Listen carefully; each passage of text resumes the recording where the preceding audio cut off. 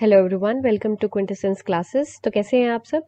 और एक और जो कंट्री है भूटान, तो उसके साथ में भी इसने प्रॉब्लम क्रिएट किया। 2017 में बहुत एक फेमस प्रॉब्लम हुआ, एक स्टैंड ऑफ हुआ, आपको थोड़ा याद होगा। That was the Doklam. It was tri junction है, एक जगह है भूटान की, that India Bhutan and Tibet की ट्राई जंक्शन है। यहाँ पर 73 डेज तक क्या चला, एक यहाँ पर स्टैंड ऑफ चला। और इसका जो पूरा है आपको यहाँ पर दिख जाएगा दैट 16 जून को चाइनीज ट्रूप्स ने डोकलाम प्लेटू एंटर किया भूटान का। एंड वहां पर उन्होंने रोड बनाना शुरू कर दिया। आप जस्ट सोचिए कि आप किसी और कंट्री में जाते हैं एंड आप वहां पर रोड बनाना शुरू कर दें। तो इस वजह से भूटान ने प्रोटेस्ट किया। फिर फाइनली जो है क्योंकि हमारे लिए वो स्ट्रेटेजिकली बहुत इंपॉर्टेंट एरिया है, क्योंकि हम तो ऑब्वियसली वहां पर नहीं जा रहे हैं, वो भूटान का ही एरिया है। बट अगर चाइना वहां तक पहुंच जाता है तो फिर फाइनली जो हमारा आगे एरिया है, द चिकन नेक सिलीगुड़ी जो कॉरिडोर है, that is a very strategically important area for us. और चाइना उसको इजिली ब्लॉक करके हमारा पूरा नॉर्थ ईस्ट जो है वो कट कर सकता है, तो इसीलिए स्ट्रेटेजिकली हमारे लिए बहुत इंपॉर्टेंट है। तो हमने वहां पर स्टैंड ऑफ किया एंड 73 डेज तक ये स्टैंड ऑफ रहा, और उसके बाद में बातचीत हुई और फिर ये ठीक हुआ। द पॉइंट इज कि यहाँ पर जो है भूटान के साथ में प्रॉब्लम हुई, और ऐसा होता ही रहता है कि जो भूटान के वहाँ पर ग्रेजियर्स हैं, तो चाइनीज जो वहाँ पर पेट्रोल करते हैं वो उनको पेस्चर लैंड्स में जाने नहीं देते हैं। फाइन। सो ये सब चीज़ें तो वो वहाँ पर ऑलरेडी करते रहते हैं, इंटीमिडेट भूटानीज को वहाँ पर करते रहते हैं।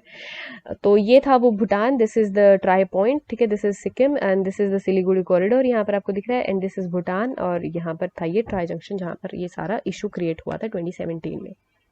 अब चाइना का नेपाल के साथ में, अब नेपाल का आप अपने न्यूज़ पे तो देख रहे हैं कि नेपाल ने जो है हमारा जो एरिया है in the Uttarakhand, that Lipulekh and that Kalapani area, उस पे बोला है कि दिस इज द टेरिटरी। और उसने अपना मैप वो अपने कैबिनेट में वो पास भी कर, पार्लियामेंट में पास भी कर लिया है, that this area belongs to us.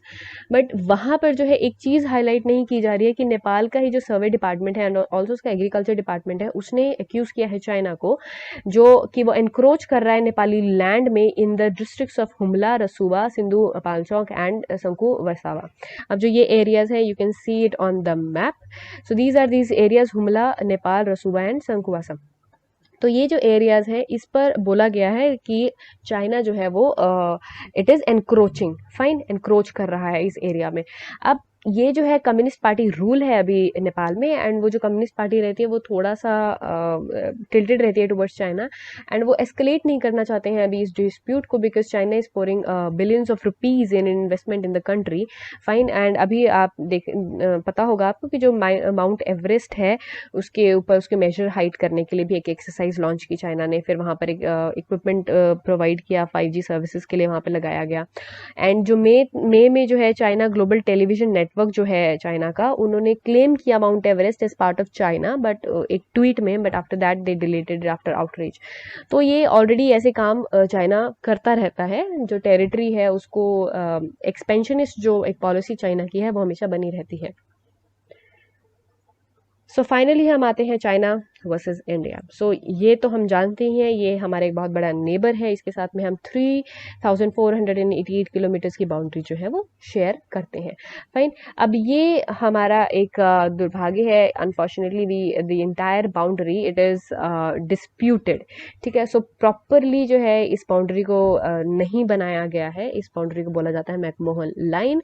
And in 1913 British Indian government ने तिब्बत की गवर्नमेंट के साथ फॉर्मलाइज किया था इस एरिया को, इस बाउंड्री को, जो कि चाइना, क्योंकि तब तिब्बत जो है चाइना का पार्ट नहीं था, तो चाइना अब इस बाउंड्री एग्रीमेंट को क्या बोलता है कि वी डोंट कंसिडर इट, हमारा हिस्टोरिकली जो है हमारा एरिया नहीं है, ये हमारे एरिया से ज्यादा है। अरुणाचल भी वो मांगता है, एक्साई चिन भी है, तो काफी एरियाज है वहां पर जो चाइना बोलता है that this entire is my territory and this border agreement is not right. McMahon line को वो नहीं मानता है एंड उसको इलीगल बोलता है। एंड ऑल्सो चाइना ने ऑक्युपाई कर लिया था हमारा एक्साई चिन 1957 में, एंड देन फाइनली जो है बॉर्डर वॉर होता है 1962 में। एंड उसके बाद में हमारी जो है ये जहां पर प्रॉब्लम चल रही है, line of actual control, it is military held line, ये जो है एग्जिस्टेंस में आती है। फाइन। तो यहाँ हम देखते हैं, सो this is China, this is 3488 kilometres. तो हमारा सेकंड लार्जेस्ट बॉर्डर हम शेयर करते हैं।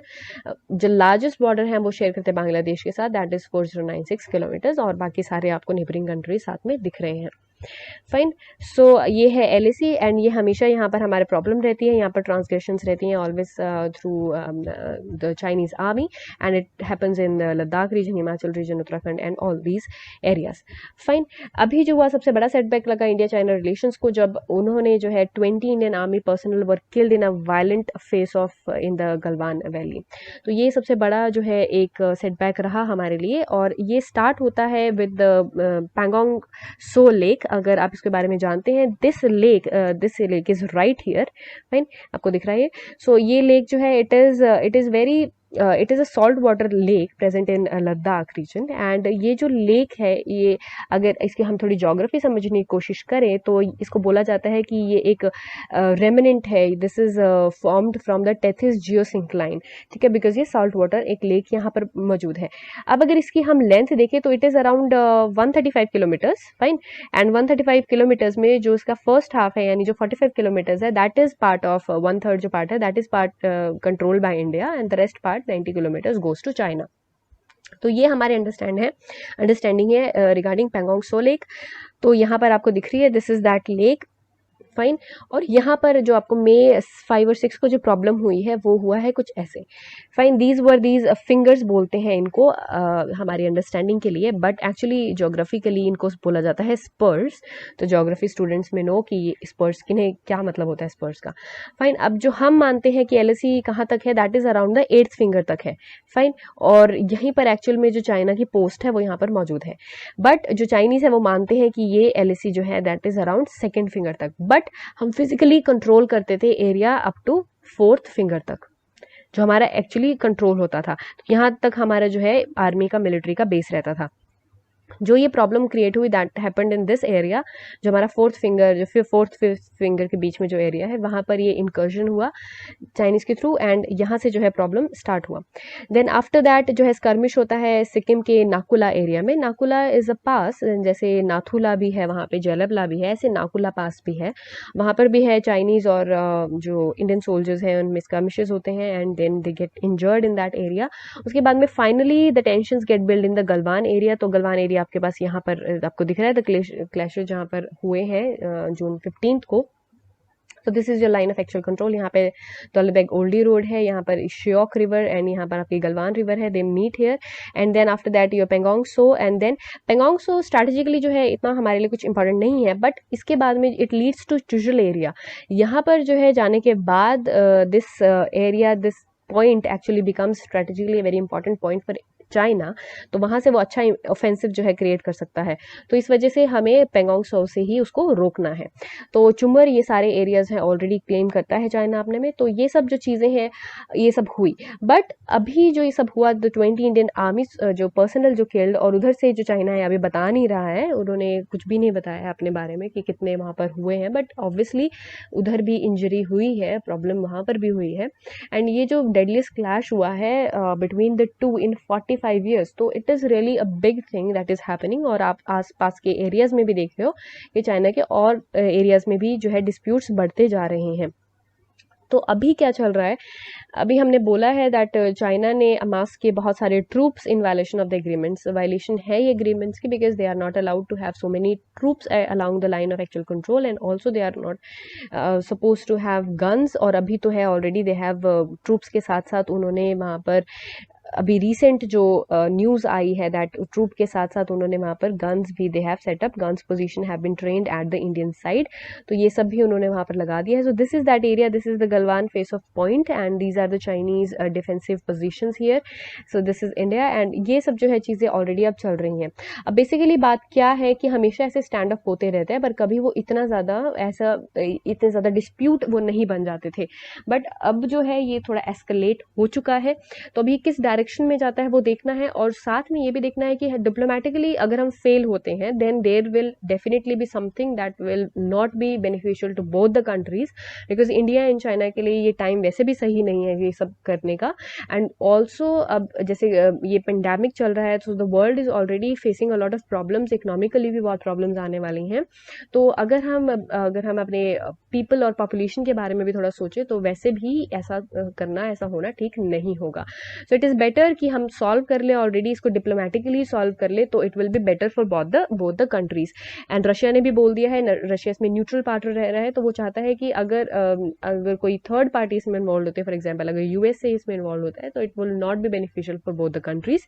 ये दोनों जो हम चाइना जानते हैं हमारा एक बड़ा ट्रेडिंग पार्टनर है, एंड अभी जो है वी आर सेइंग कि हमें उसको बैन करना चाहिए, ये सब करना चाहिए, बट वी नो दैट दोनों तरफ से जो ट्रेड है वो चलती है, इंडिया से भी वहाँ पर जाता है, वहाँ से भी यहाँ आता है। ऑल्दो जो चाइना की तरफ ज़्यादा हमारा जो है शिफ्ट है, चाइना हमारे को यहाँ पर ज़्यादा उसका ट्रेड सरप्लस उसका रहता है चाइना का हमारे, तो हमारे तरफ से ट्रेड डेफिसिट रहता है in terms of China, but still जो है इन दोनों कंट्रीज का एक दूसरे के लिए बेनिफिशियल हम देखें तो वो ज़्यादा है।